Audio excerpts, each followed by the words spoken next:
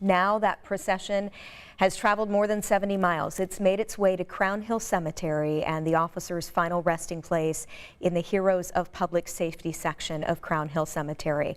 We'll take you there live and show you the picture as those hundreds of officers start to stream in to the cemetery right now. And we also want to introduce a special guest we have with us who's kind of sharing some perspective on what we're seeing today as our community honors this fallen hero. Detective Alex Talley is with the Johnson County Sheriff's Department, also on the Johnson County Honor Guard. Thank you so much for being here. We certainly appreciate it. Thank you for having me. You've been there, you know what this is all about, and you attended the services today, and it was such a moving and special tribute to Noah Shahnavaz. I guess being there, first of all, what was that like for you to hear the stories, see the tributes for this young man?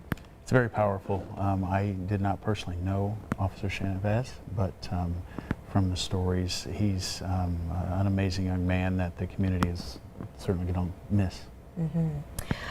We do want to take you live to Crown Hill Cemetery, where again hundreds of officers and detective, these officers came from all over the country.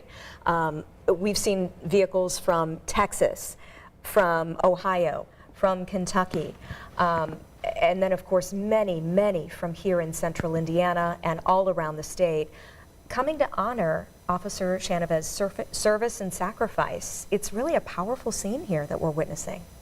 Yes, ma'am. They come from all of those places to show support for the family and the agencies for which the officer's been lost from Elwood in this case. And it's all about support for folks that do a special job. And this is really the final tribute of what's been a long day of honoring this young man. Just 24 years old, a rookie police officer. He had only been with the Elwood Police Department for 11 months. And prior to that, he didn't just serve our community, he served our country. A 5-year military veteran, he was with the military police. And from everything we've heard, such an upstanding, kind, loyal, the perfect police officer and citizen. Yes. Yeah, he really was. Some of those stories that we heard from his mom, for example, from his grandmother, and then from his buddies in the military about his smile, his laugh, really a close circle of friends, kind of gave us a great picture of who he was. What kind of struck you as you listened to some of those stories? So the camaraderie of officers working together and protecting citizens and serving the community in which they are in. The drive to do that is irrefutable in a lot of people, and it's very powerful. Now, you're a member of the Honor Guard, and the Honor Guard has a very specific and purposeful duty during these funerals. Can you talk to us a little bit about that and what we'll see members of the Honor Guard doing today during this graveside service? Yes, ma'am. So every detail has broken down into sections where each officer is trained for that specific job. And for instance, the firing parties, there's some bagpipers that come in that are not officers, but it's usually a fife and drum corps fire department, and they specialize in those things to make sure that everything goes well. The flag fold team is very dedicated and chose specifically from local officers where they train extensively to make sure everything goes well. And we're seeing that's the firing unit right there? Yes, the firing party is typically, it's a joint multi-agency service, as we've discussed before. Indiana State Police has a phenomenal team that they specialize in those types of things. And so those jobs are broken up so that everyone has a place and it runs smoothly. The FOP team and the ISA, Indiana Sheriff Association team, they work really close together, and the FOP does a fantastic job.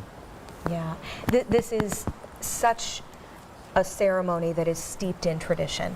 And those traditions are on purpose to provide support for the family, but also show our community how important it is to honor this police officer, this public servant, this protector of our community. We learned a little bit from the FOP's Critical Incident Memorial Team, who organizes all of this, how this service will go. So we'll kind of let you know a little bit about the order of this ceremony, what we'll expect to see and hear as we lay Officer Shahnavaz to rest. There will be a religious committal service that'll be followed by a call to attention, and then you saw the firing party, that 21-gun salute. And then that's going to be followed by taps. An 8-person team flag fold will follow that. And you said that is a very specific and purposeful moment as well. Can you share a little bit about that flag fold? And it's practiced, so it's precise. It is. It is a very important thing that the officers involved in that and the agency, it's the last time that flag will be folded.